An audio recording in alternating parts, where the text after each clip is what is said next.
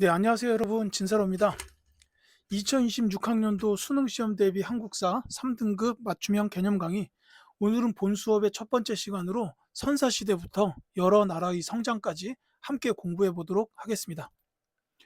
자, 선사시대의 경우에는 1번 문제로 출제가 되어 오고 있어요. 구석기, 신석기, 청동기 시대 셋 중 한 문제가 출제된다고 보시면 되겠습니다. 그래서 먼저 구석기 시대부터 볼게요. 이제 인류가 처음으로 탄생을 해서 간단한 도구를 쓰던 시기입니다.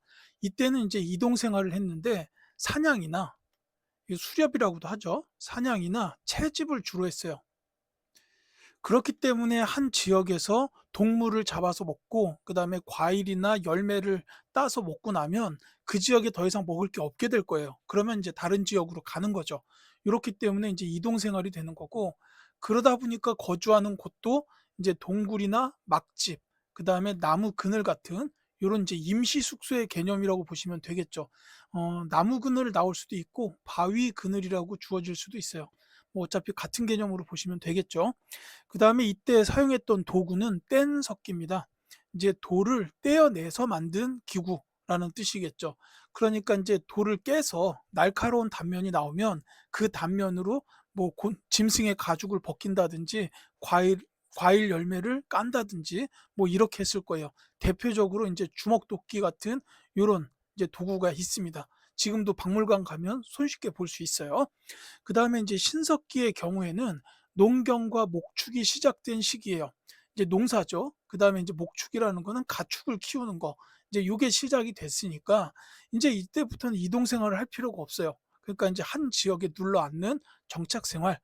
요렇게 이제 시작이 됐고 아무래도 인제 농사를 짓다 보니까 인제 일손이 한꺼번에 많이 필요할 때가 좀 있잖아요. 그러다 보니까 인제 뭐 한두 사람이 인제 정착하기는 어렵고 인제 주로 가족, 여러 가족이 모여서 시족, 그다음에 인제 시족들이 좀 더 커지면 부족, 이렇게 해 가지고 부족 단위를 이루었다. 이렇게 보시면 되겠어요. 그리고 이때는 인제 거주 지역도 움집, 이제 집다운 집을 지어 놓고 여기서 살게 됩니다. 이 움집은 지금도 이제 복원한 게 남아 있어요. 저기 서울 암사동 가면은 그 신석기 유적지가 있고 저는 대전 사는데 대전에도 저기 둔산동 지나서 저 만년동 쪽 가보면 그 신석기 유적지가 있고 거기에 움집이 지어져 있습니다. 그 보시면 재밌을 거예요. 그다음에 이쪽에 인제 이 시대에 썼던 도구는 간석기라고 불러요. 이제 구석기 때는 떼어냈다 해서 뗀석기고 신석기 때는 갈았습니다. 그러니까 아무래도 인제 돌을 갈게 되니까 좀 더 정교하고 날카롭게 만들 수가 있었겠죠.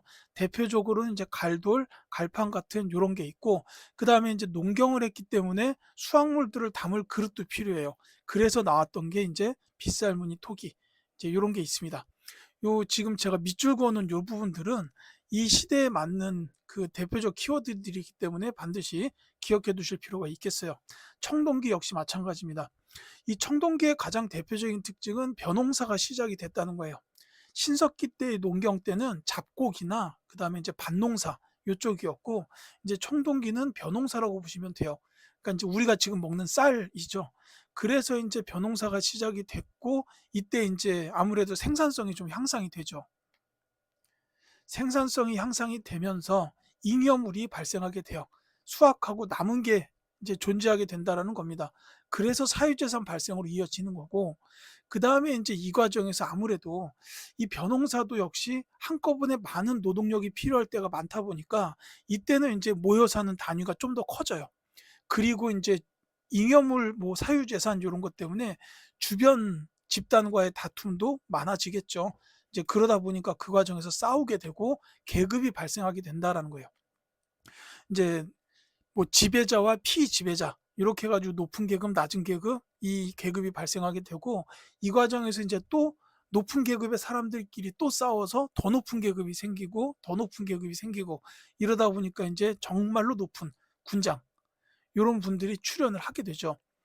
인제 이 군장들은 거의 뭐 인제 나라, 국가 단위 뭐 요 정도로 됐다고 보시면 돼요.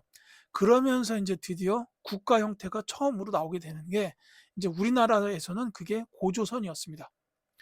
그러니까 고조선이 청동기 기반으로 세워진 우리나라 최초의 국가 형태라고 보시면 되겠어요. 물론 군장들도 많이 있었습니다. 그다음에 이때 인제 고인돌 이 고인돌이 바로 이 군장들의 무덤이라고 보시면 돼요. 뭐 여러 곳에 지금 고인돌이 남아 있는데 가 보시면 '아 정말로 높은 사람의 무덤이구나.'라는 생각이 듭니다. 왜냐하면 이제 대부분의 고인돌 형태는 이렇게 큰 돌에다가 밑에 이렇게 뭐 두세 개 정도 이렇게 괴어 놓은 형태로 요렇게 인제 만들어져 있는데 이 돌이 무게가 거의 뭐 몇백 톤에 달할 정도로 굉장히 무거워요.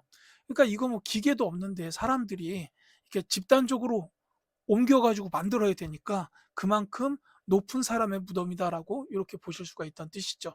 그리고 또 한 가지가 인제 비파형 동검.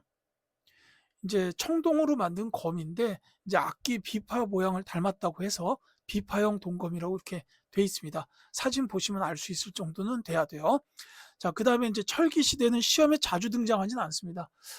기원전 5 세기경부터 철제 무기 그리고 철제 농기구를 썼다라는 거예요. 그전에 청동기 시대에는 뭐 청동 무기 이건 아니에요. 이때 무기나 농기구는 다 돌로 만들었던 시대고 이 철기 시대가 되면서 철이 보편화되면서 철제 무기랑 농기구가 사용됐고 이걸 기반으로 해서 여러 나라 이제 잠시 후에 배울 거예요. 군장 국가나 연맹 왕국 같은 요런 여러 나라들이 철기 기반으로 나오게 돼요. 자 그래서 이 철기 시대는 철제 무기랑 농기구를 썼다라는 게 중요하긴 한데 이게 인제 시험에서 뭐 1번 문제로 등장하거나 이러진 않습니다. 다만 요 내용들은 정답보다는 오답 선지에서 등장할 가능성은 있어요. 요렇게만 이해하시면 되겠습니다. 자 인제 그 나라에 대해서 좀 볼게요. 고조선입니다. 이제 좀 전에 말씀드렸듯이 그 우리나라 지역에 출현한 최초의 국가 형태라고 했죠. 이 단군 조선이 먼저예요. 청동기 문화를 기반으로 해서 단군 조선이 세워집니다. 이제 단군 왕검이라고 인제 알죠? 우리가 흔히 말하는 단군 할아버지. 예, 요 분이 인제 초대 단군 왕검이라고 보면 되겠는데 여기서 단군할 때 요 단은 제사의 그 단이에요. 그러니까 요 단군은 제사장을 뜻하고 왕검은 이제 나와 왕이라고 돼 있잖아요. 이제 정치적 지배자. 그러니까 요 두 단어가 합쳐졌다는 것 자체가 재정일치, 즉 제사와 정치가 일치되었던 때다라는 뜻이라고 보시면 되겠습니다. 그래서 인제 단군 조선의 왕들은 뭐 1대 단군 왕검, 2대 단군 왕검 이런 식으로 인제 이어졌다라는 거죠. 근데 인제 나중에 가서는 그 위만이라는 분이 이 단군 조선의 왕이었던 준왕을 몰아내고 자기가 인제 왕이 돼요. 뭐 나라 이름을 바꾸지는 않고 그대로 조선이었는데 그래서 이때를 인제 위만조선 요렇게 부릅니다. 요 시기는 철기 시기예요. 자 그리고 요 고조선은 8조 법 인제 다른 말로 범금 8조라고도 불러요. 인제 뭐 사람을 죽인 자는 사형에 처한다. 그다음에 남의 물건을 훔친 자는 인제 뭐 얼마만큼을 내야 된다. 뭐 이런 식으로 이제 백성들을 굉장히 아끼고 질서를 유지하기 위해서 있었던 법이다. 요렇게 보시면 되겠고 그다음에 인제 중개무역으로 성장했다라고 돼 있는데 이 사실 이 고조선이 고 지도에요. 어 그 고조선이 요쪽쯤에 있었어요. 그다음에 여기 인제 대륙은 당연히 중국이었죠. 이 당시에는 인제 춘추 전국 시대가 있었고 그다음에는 인제 진나라 그다음에 한나라로 이어져요. 요 중국에서부터 고조선으로 그다음에 인제 요때 한반도 남부에도 여러 소국들이 있었는데 요 남쪽에 있는 나라들에다가 요 중국에서 받은 물건을 되팔면서 중개무역이라고 하죠. 그러면서 인제 '경제적으로 성장했다.'라고 보시면 되겠고요. 기원전 108 년에는 인제 중국의 한나라 요 인제 통일 왕조 중에 하나죠. 한나라가 고조선을 침공을 해서 이때 멸망을 하게 됩니다.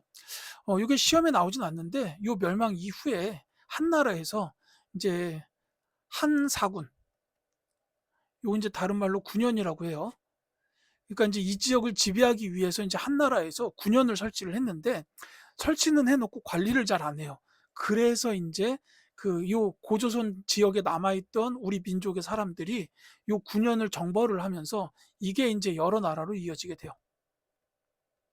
요 여러 나라가 바로 다음 페이지에 나옵니다. 자, 이 군장 국가라고 되어 있는데 이제 아까 군장 말씀드렸잖아요. 이 군장들이 다스렸던 국가, 이게 이제 군장 국가입니다. 여기 이제 뭐 옥조와 동해가 있고 이제 삼한 이렇게 있는데 이것도 뭐 대략 지도 못 그리네요. 제주도 있고 울릉도, 독도, 일본 이렇게 있는데 어, 인제 여기서 옥저는 요 함경도랑 동해안 지방 요 북쪽에 있었고, 동해는 강원도 동해안이에요. 그다음에 인제 여기서 말하는 삼하는 마한이 인제 서쪽 해안, 그다음에 변안이 인제 남쪽, 그다음에 진안이 남동쪽, 요렇게 있었다고 보면 돼요. 뭐 영역을 정확하게 구분할 필요까지는 없겠습니다만 뭐 외우지 않으셔도 상관없어요. 여기 뭐 마한, 진안, 변안이라고는 했지만 사실 요 영역 안에는 수많은 이제 군장 국가들이 있었다, 이렇게 보시면 되겠어요. 그래서 이 옥저와 동해의 경우에는 이 지배하는 분들을 가리켜서 읍군, 삼로 요렇게 불렀고, 그다음에 요 마한, 진안, 변안, 삼한의 경우에는 그 지배했던 군장들을 신지나 읍차라고 불렀어요. 요 정도 이해하시면 되겠고, 그다음에 인제 연맹왕국은 요 만주 쪽 북쪽의 부여랑, 그다음에 요 압록강이 요쪽쯤에 있었는데 요 근처에 고구려, 요렇게 있었다고 보시면 됩니다. 그래서 곤 뒤에 있죠. 자, 연맹왕국은 이제 그 국가랑 대표의 연맹체라고 보면 되는데, 여기서 말하는 대표를 다스렸던 분들이 가라고 부르는 요 분들도 군장이라고 보시면 돼요. 이제 거의 뭐 같은 정도의 권력을 갖고 있었기 때문에 왕이 그렇게 왕권이 셌던 시기는 아니에요. 다만 요 왕은 대표자로서 외교나 전쟁을 수행할 때 지도를 했던 요런 역할이라고 보시면 됩니다. 자, 부여 아까 말씀드렸듯이 만주 지역에 있었는데 이제 가들이 사출도를 관장했어요. 부여에서 말하는 가는 4개 정도가 있었는데 뭐 마가, 우가, 구가, 저가 이렇게 있었는데, 이 가들이 이제 제가, 그러니까 이제 가들에 모여서 이제 각각의 사출도, 자기들의 영토라고 보시면 되겠죠. 요 제가의 사출도 관장은 좀 기억해 두실 필요가 있어요. 부여하면 나와야 되는 내용입니다. 자, 그다음에 고구려는 졸본 지역인데 요 만주 북, 압록강 북쪽 지역이에요. 여기서 건국을 했다가 나중에 국내성으로 수도를 옮깁니다. 자, 여기도 이제 오부연맹, 오부족 연맹체, 요 오부에 각각의 왕과 가들이 있었다, 이렇게 보시면 되겠고, 이들이 모여서 했던 회의를 역시 제가회의 이렇게 불러요. 이제 고구려의 경우에는 뭐 오부연맹이나 제가회의를 기억하시면 되는데, 다만 이 고구려나 뒤에 백제신라는 삼국으로 이어지기 때문에 여기서는 간략한 것만 말씀을 드릴게요. 초기 고구려 백제신라입니다. 이제 백제의 경우에는 한강 유역, 지금 이제 서울의 그 잠실이나 뭐 아차산, 요 강동구 지역, 요쪽을 기반으로 해서 건국이 됐던 나라죠.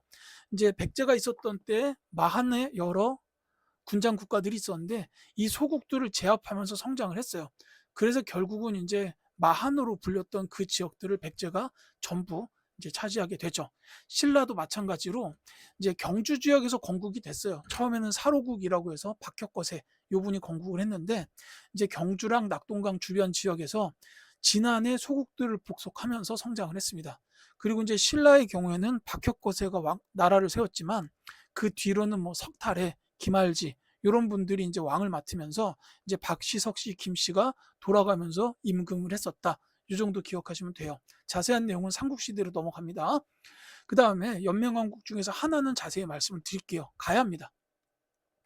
이 가야가 이제 그 아까 제가 지도로 보여드렸던 그 변환 지역에서 이제 나중에 6개 나라로 통합이 돼요. 그 6개 나라가 전부 다 가야 연맹이라고 보시면 되겠는데, 금관가야, 대가야, 아라가야, 소가야, 성상가야, 고령가야, 뭐 이렇게 6개예요. 근데 변환 지역의 소국들을 통합하면서 6나라로 정리가 됩니다. 그리고 이제 초기에는 금관가야가 중심이 된 연맹 왕국이었어요. 요 금관가의 왕이 그 수로 왕이죠. 그 구지가, 거부가 머리를 내놓아라, 내놓지 않으면 구워 먹으리, 뭐 이런 노래 있지 않습니까? 이제 요게 이제 그 수로 왕의 금관가야가 처음엔 중심으로 연맹의 중심이었는데, 이게 이제 5세기 400년이에요. 한참 뒤죠. 이 400년에 고구려에 광개토 대왕이 보냈던 군대,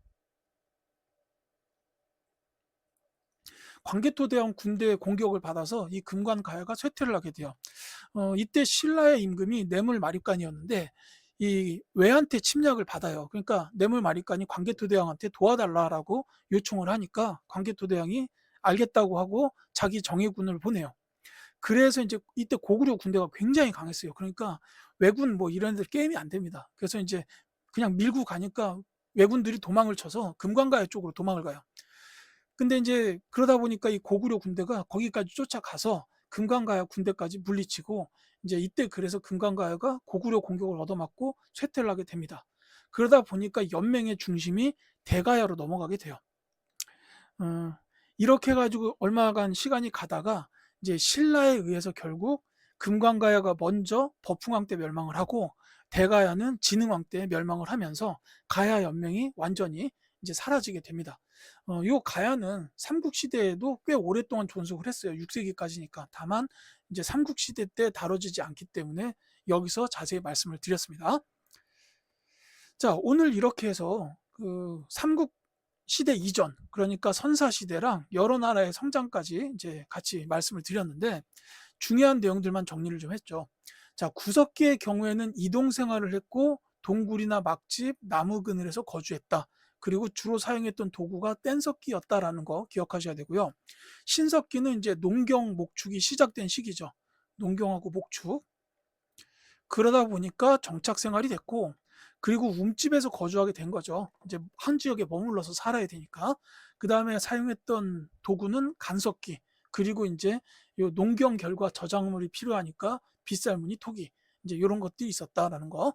그 다음에 청동기는 이제 벼농사가 시작이 되면서 생산성이 향상되고 잉여물이 발생해서 그 사유재산하고 계급이 발생했어요. 그 다음에 이제 이 계급 발생이 이어지다 보니까 계속해서 이제 굉장히 높은 계급, 군장이 출현하게 됐고, 그 다음에 이제 이거랑 관련된 유물이 고인돌이나 비파형 동검이 있었다. 자, 요 세 가지 중에 분명히 하나가 1번 문제로 출제가 될 겁니다. 자, 그 다음에 이제 연맹왕국 중에서는 두 개만 볼게요. 부여하고 가야인데요.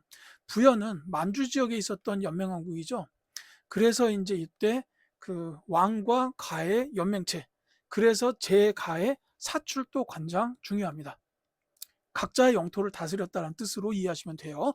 그 다음에 가야는 이제 한반도 남쪽 지역, 지금의 경상도, 김해, 그 다음에 고령, 그 다음에 함안, 이런 지역 주변이 가야였는데, 여기가 이제 금관가야를 중심으로 해서 성장을 했다가 고구려의 공격을 받고 금관가야는 쇠퇴를 하고 대가야 중심으로 연맹이 이제 재편이 되죠. 그랬다가 나중에 6세기 들어서 신라의 버풍왕 진흥왕에 의해서 결국 멸망하게 됐다. 이렇게 말씀을 드렸습니다. 자, 제가 이 시간에 준비한 내용은 여기까지입니다.